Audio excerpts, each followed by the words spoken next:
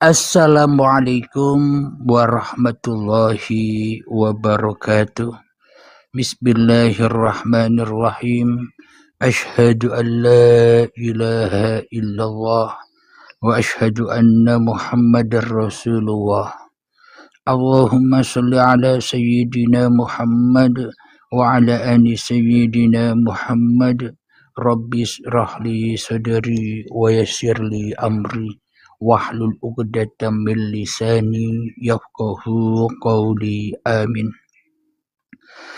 Bismillahirrahmanirrahim. Salam hormatku, salam santunku buat para sahabat-sahabatku tercinta, baik yang ada di luar negeri, dari Brunei, Alaska, Filipina, Malaysia, Singapura, Thailand, dan yang ada di dalam negeri, terkhususnya yang menghadiri live TikTok ini di Senin 21 April 2025. Semoga kita semua senantiasa selalu di dalam lindungan Allah Subhanahu wa taala. Amin ya rabbal alamin, serta diberi kesehatan, diberi kebahagiaan, dan diberi rezeki yang melimpah di pagi yang indah ini.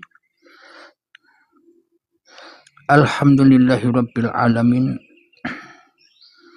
Di pagi yang indah ini, yang cerah ini, kita akan mengkaji. Kita bawa tema Tuhan telah mentuhankan saya, atau aku tak butuh sembah Tuhan, tapi Tuhanlah yang butuh sembah saya.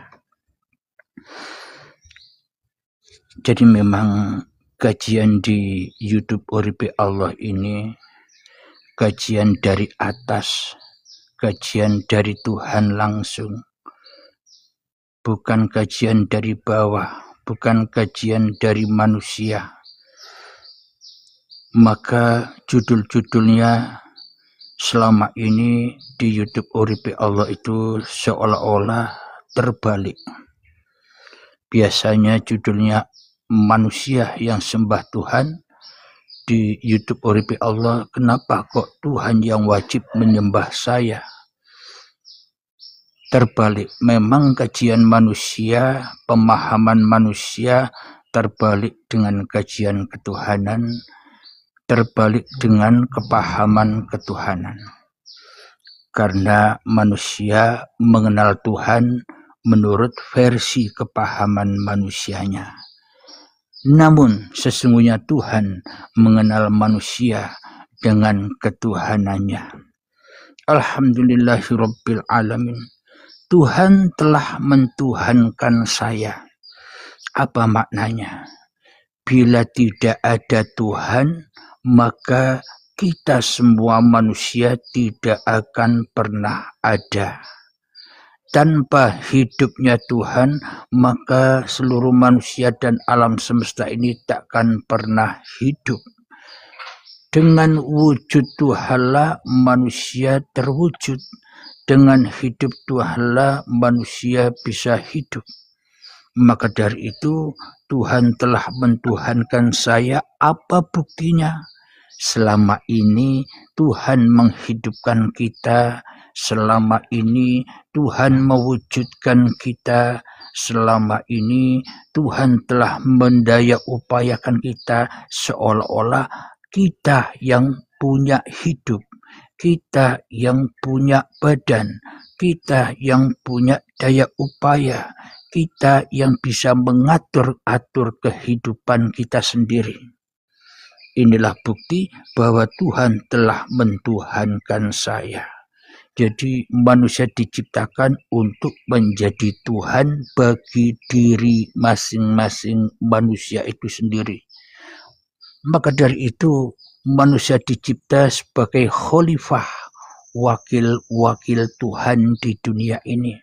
Namun wakil-wakil Tuhan, namun manusia selama ini tidak mengikuti arahan ketuanya. wakil menjadi ketua-ketua sendiri di dalam dada kita selama ini. Makhluk telah menjadi kholik-kholik sendiri di dalam dada kita selama ini. Manusia telah menjadi Tuhan-Tuhan sendiri di dalam pribadi manusianya, sehingga Tuhan gaib, Tuhannya tidak ada, sehingga Tuhannya sembunyi dari manusia. Memang Tuhan itu maha sempurna menciptakan manusia, sehingga Tuhan bersembunyi atas manusia supaya manusia tidak melihat Tuhan, tapi supaya manusia hanya melihat dirinya sendiri. Maka pantaslah ada kata-kata al-insanu sirri wa ana sirruhu. Manusia adalah sebuah rahasia yang agung dan akulah yang merahasiai manusia. Sungguh indah Allah dengan segala kekuasaannya. Alhamdulillahirabbil alamin. Maka kita janganlah menyalah-nyalahkan diri kita sendiri. Kita janganlah menganggap diri kita telah berbuat dosa dan syirik kepada Tuhan. Kenapa? Karena adanya dosa, adanya salah, adanya syirik, ya karena Tuhan itu sendiri yang membuat. Tuhan itu sendiri yang berkuasa atas manusia. Sehingga manusianya seolah-olah pura-pura merasa bersalah, sehingga manusianya seolah-olah berpura-pura seolah manusianya punya banyak dosa, padahal hakikatnya di sisi Allah manusia tak pernah punya salah, manusia tak pernah punya dosa. Kenapa? Karena manusia itu khalifah. Karena manusia itu hanya wakil-wakil Tuhan. Tentunya wakil ini tidak bisa berdaya upaya kecuali diimami, diketuai oleh yang punya wakil. Tentunya manusia tidak akan bisa bergerak walaupun sebiji darah tanpa Tuhannya. Inilah buktinya la haula wala quwata illa billah. Bila Anda duduk di enjoy, bila Anda duduk di makom ketuhanan, maka Anda akan bebas, lepas dari prasangka-prasangka bersalah, dari prasangka-prasangka berdosa. Kenapa? Karena Anda, karena saya sudah tidak ada lagi, karena sang wakil sudah kembali kepada yang mewakili. Maknanya sang wakil Tuhan telah kembali kepada ketuanya, kembali kepada Tuhannya. Maka tiada daya dan upaya kecuali sang ketua itu sendiri. Tiada daya dan upaya kecuali Tuhan itu sendiri. Itulah yang disebut maksum. Sesungguhnya seluruh manusia ini maksum. Maka dari itu diceritakan bahwa para nabi, para rasul, terutama baginda Rasulullah Shallallahu Alaihi Wasallam, Nabi Muhammad dikatakan maksum. Itulah contohnya, contoh manusia. Para nabi dan para rasul itu contoh manusia supaya kita bisa mencontoh seperti lakunya para nabi dan rasul. Supaya kita bisa mencontoh amaliyah apa yang diceritakan tentang nabi dan rasul. Apa amaliyah, apa amalnya para nabi dan rasul? Para nabi dan rasul itu tidak membawa syariat-syariatnya sendiri. Itu amaliyahnya. Nabi dan Rasul itu tidak bisa bersyariat sendiri kecuali hanya membawa syariat Tuhannya. La haula wala quwata illa billah. Jadi apapun bentuk syariat-syariat para nabi dan para rasul terdahulu, meskipun beda-beda, tapi satunya apa? Sama-sama syariat Tuhan. Tuhanlah yang menguasai para nabi dan rasul. Tuhanlah yang menggerakkan para nabi dan rasul. Sehingga nabi dan rasul itu maksum, sama dengan diri kita.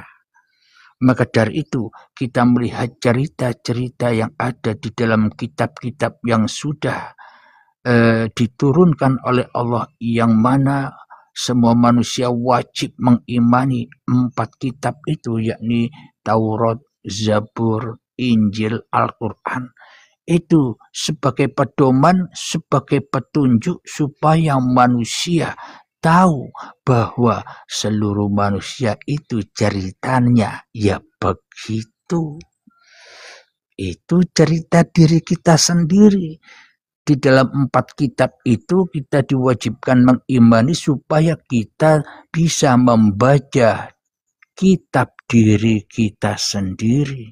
Karena 4 kitab itu hanyalah sebuah petunjuk, pedoman, tanda saja supaya kita berangkat lagi meninggalkan tanda-tanda itu supaya kita bisa membaca kitab diri kita sendiri. Ketika kita sudah bisa membaca kitab diri kita sendiri, pasti kita bisa membaca kitab diri orang lain. Ketika kita sudah bisa menyelamatkan diri kita, maka kita mudah menyelamatkan orang lain. Itulah yang dimaksud rahmatan lil alamin, kasih sayang. Ketuhanan ini ajaran kasih sayang, supaya mengasihi dan menyayangi diri manusianya dan apa yang berlaku pada diri manusianya. Apa yang di sekeliling manusianya, itulah para nabi dan para rasul yang mana maksum dijaga oleh Allah. Jadi sebenarnya bukan para nabi dan para rasul saja yang dijaga oleh Allah. Semuanya manusia, alam semesta, semuanya dijaga oleh Allah, dipergerakkan oleh Allah, dikuasai oleh Allah. Kita mah enjoy saja. Alhamdulillahirabbil alamin. Itulah maksud Tuhan telah mentuhankan saya selama ini, selama ini Anda, seolah-olah yang ada, yang wujud, yang hidup, yang nampak, yang jelas, yang kuasa, yang bisa berdaya upaya, yang bisa mendengar, yang bisa melihat, yang bisa berkata-kata, seolah-olah semuanya hanya diri kita sendiri.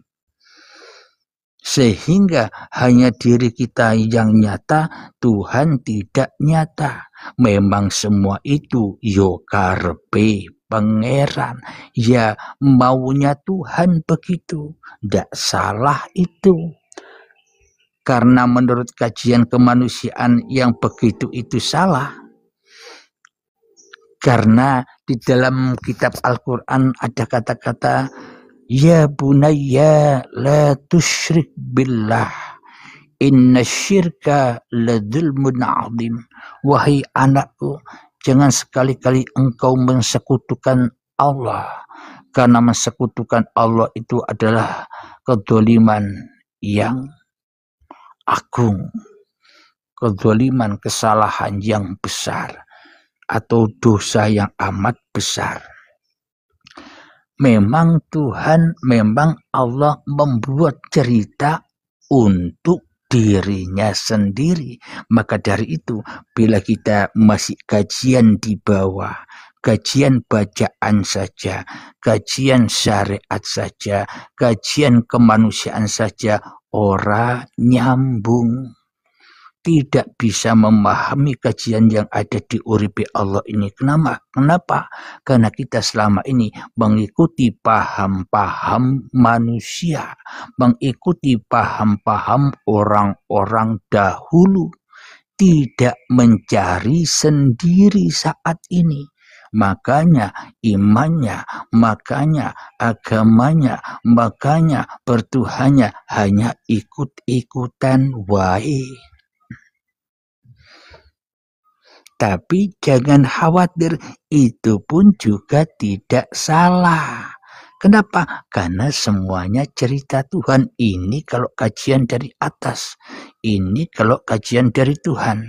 Namun kalau kajian dari bawah, kajian dari syariat, kajian dari manusia, manusia pasti saling menyalah-nyalahkan dengan manusia yang lain. Yang beragama Islam menyalah-nyalahkan, mengkafir-kafirkan orang yang bukan agama Islam. Emang kajian kemanusiaan itu adalah kajian kesetanan. Kenapa? Karena manusia gampang diadu domba oleh setan, gampang diadu domba oleh iblis, gampang diadu domba oleh jin yang ada di dalam dadanya. Jadi iblis, setan, jin, dan manusia itu adalah dulur papat limo pancer. Pancer ning Gusti, pancernya ke Tuhan itu sendiri. Jadi sebenarnya manusia, jin, setan, iblis, dajjal, malaikat, ya Tuhan sendiri. Karena manusianya masih wujud dari manusianya, karena manusianya masih berdiri di dalam kepahaman manusianya, ya ra nyambung, ra paham. Namun Anda meskipun belum paham, ya tetap enjoy. Kenapa? Karena Anda tidak paham pun, ya Allah yang mau. Yang paham pun juga Allah yang mau. Disuruh enjoy saja kok ndak mau. Kita selama ini, ya tidak. Kenapa selama ini kita kok tidak enjoy? Karena kajiannya menurut versi kemanusiaannya. Contoh, kematian menurut kajian kemanusiaan, yakni matinya raga, matinya manusianya. Namun kajian ketuhanan, yang mati itu bukan manusianya, tapi hatinya yang belum mengenal Tuhan. Sehingga jiwanya terkubur. Di mana terkubur? Ya di dalam apa-apa yang diaku-akuinya. Terkubur di dalam hidup yang diaku-akuinya. Terkubur di dalam badan yang diaku-akuinya. Terkubur di dalam ilmu yang diaku-akui miliknya. Terkubur di dalam amal yang diaku-akui miliknya. Sehingga kepanasan di dalam kuburan. Sehingga disiksa selalu di dalam kuburannya, disiksa selalu ketika melihat orang yang tidak sesuai dengan manusianya, gampang menilai-nilai manusia, gampang mencermati laku-lakunya manusia, nilai dirinya sendiri, lakunya dirinya sendiri tidak pernah dinilai, tapi sukanya menilai orang lain. Itulah kajian kemanusiaan. Semakin beramal, semakin tersesat. Semakin beriman, semakin tersesat. Semakin berilmu, semakin tersesat. Kenapa kok semakin tersesat? Karena yang beramal, karena yang punya ilmu, dan karena yang punya daya upaya di dalam hati manusia masih manusianya. Maka apapun yang dilakukan oleh manusia itu tanpa sesat. Tapi itu tidak salah. Bagi Allah tidak salah. Allah maunya begitu.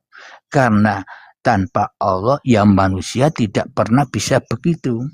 Maka di sini di kajian Uripe Allah ini menyambungkan antara manusia dan Tuhan, menyambungkan antara syariat dan hakikatnya, menyambungkan antara badan dan hidupnya, menyambungkan antara rasa Tuhan dan rasa manusianya. Alhamdulillahirabbil alamin, supaya kita bisa enjoy karena sudah tersambung. Alhamdulillahirabbil alamin, contoh suatu amal di dalam agama Islam. Innamal a'malu binniyah, contohlah kita mau makan. kita berdoa, berniat sebelum makan. Minimal membaca Bismillahirrahmanirrahim dengan nama Allah yang Maha Pengasih lagi Maha Penyayang. Supaya apa? Supaya tidak terputus dari Allah makanan ini. Supaya apa? Supaya makanan kita tidak dimakan oleh setan. Siapa setan itu? Kok bisa kita dimakan oleh setan? Selama ini kita tak pernah melihat setan. Ya, manusia yang belum mengenal Tuhan, manusia yang masih terhijab dari Tuhan, manusia yang masih terputus dari Tuhan, yaitulah setan. Ya, Abdul Halim inilah yang jadi setan selama ini, yang jadi iblis selama ini. Karena kita selama ini hanya bergulat di dalam kajian diri kemanusiaan saja, maka kita selama ini dihadapkan dengan berbagai macam makhluk-makhluk yang kita pahami. Ada malaikat, ada setan, iblis, jin, dan sebagainya. Tapi kita tak pernah jumpa dan tak pernah tahu mereka semua. Kenapa? Karena kita masih terhijab oleh diri manusia kita sendiri. Karena sesungguhnya bagi Allah yang jadi malaikat, bagi Allah yang jadi setan, bagi Allah yang jadi iblis, bagi Allah yang jadi manusia, ya Tuhan itu sendiri. Kena prank Tuhan. Seluruh manusia termasuk saya selama ini kena prank Tuhan. Apa buktinya seluruh manusia selama ini kena prank Tuhan? Ada ayatnya, kullu nafsin dha'iqatul maut. Setiap yang bernyawa pasti akan datang kematian. Mati di sini apa maknanya? Kita dilahirkan sebenarnya untuk tidak mengenal Tuhan. Kenapa? Karena Tuhan bersembunyi di balik manusia. Kenapa? Karena Tuhan telah menceritakan di dalam kehidupan ini. Karena kita selama ini tidak paham Tuhan, tapi yang kita pahami hanya diri manusia kita sendiri, seolah-olah di dunia ini hanya cerita panggung sandiwaranya manusia. Ketika manusianya masih hanya melihat panggung sandiwaranya manusia, ya manusia pada terbakar. Bila menyaksikan apa-apa yang di luar dirinya yang tidak sesuai dengan hati manusianya, ya terbakar. Kenapa? Karena manusianya hanya melihat manusia. Manusianya hanya melihat kedagingan manusianya. Manusia merasa melihat dengan hawa nafsunya, ya terbakar. Karena manusianya jadi setan, jadi iblis, jadi jin yang dicipta dari api. Api apa maknanya? Ya hawa nafsu itulah jin itu. Maka disiksa terus, dibakar terus di dalam kuburan. Mana kuburannya? Ya badan-badan yang dari tanah yang sudah puluhan tahun diaku-aku sebagai badannya, itulah sebagai kuburannya. Disiksa terus tanpa henti. Siapa yang menyiksa? Bukan Tuhan. Siapa yang menyiksa? Bukan malaikat. Siapa yang menyiksa? Bukan setan. Siapa yang menyiksa? Yang menyiksa adalah diri kita sendiri. Kita selalu mencakar-cakar wajah kita sendiri. Dengan penglihatan kita sakit hati. Dengan pendengaran kita mendengar orang lain, kita sakit hati bila tidak sesuai dengan hati kita. Dihina orang sakit hati, direndahkan orang sakit hati. Itulah maksud dan tanda orang-orang yang menyiksa dirinya sendiri. Itulah orang-orang yang mencakar-cakar wajahnya sendiri, yang menggebuki dirinya sendiri. Itu yang dimaksud naroka itu. Bukan seperti gambaran-gambaran dulu yang digambarkan oleh manusia. Alhamdulillahirabbil alamin. Semoga mudah dipahami ya. Yang di bawah tolong jawabannya, apakah janji uripi Allah ini bisa dipahami? Monggo jawabannya sambil saya ngambil kopi dulu ya.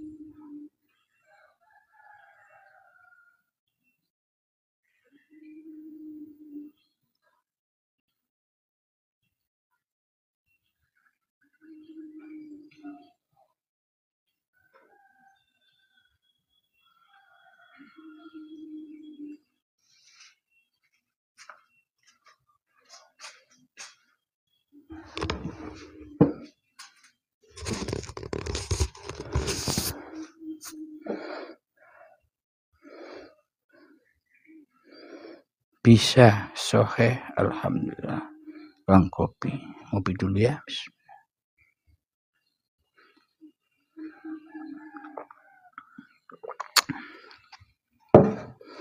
Kembali ke tema, Tuhan telah mentuhankan saya. Kenapa Tuhan kok mentuhankan saya? Kenapa Tuhan kok mentuhankan Anda semua? Kenapa Tuhan kok mentuhankan manusia?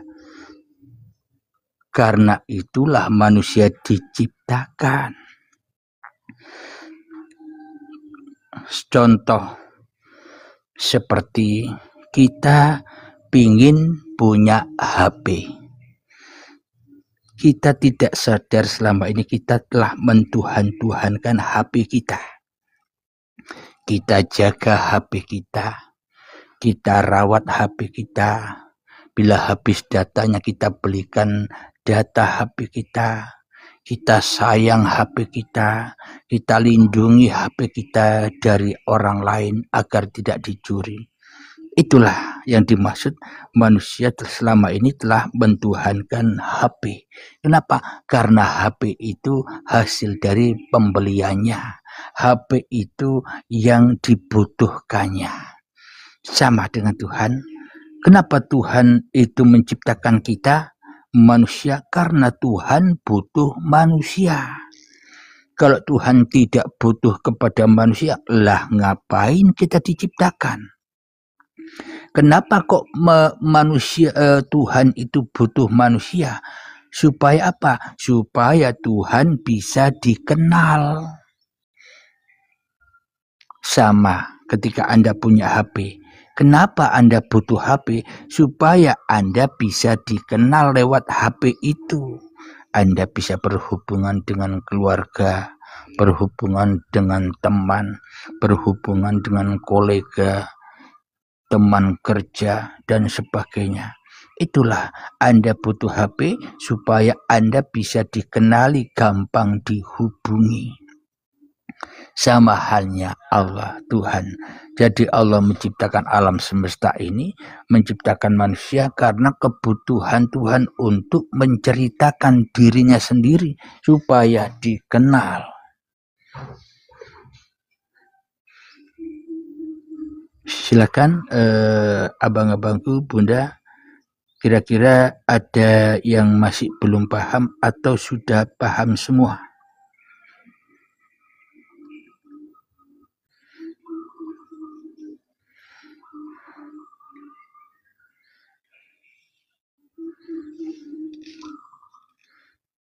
Oh, rupanya tidak ada jawaban karena sudah pada enjoy semua. Terima kasih tap-tap layar dan hadiah-hadiahnya. Semoga mendapatkan hadiah atau hidayah dari Allah. Dengan Anda membagikan hadiah-hadiah, maka bertambah pula hidayah dan rezeki Anda. Amin ya rabbal alamin. Alhamdulillahirabbil alamin. Kita lanjutkan kajian ini di sesi tanya jawab. Untuk kajian Tuhan telah mentuhankan saya, kita akhiri dulu, kita sambil ngopi, ngerokok dulu sambil menaikkan sahabat-sahabat yang ingin bertanya. Dan akhiru kalam, Assalamualaikum warahmatullahi wabarakatuh.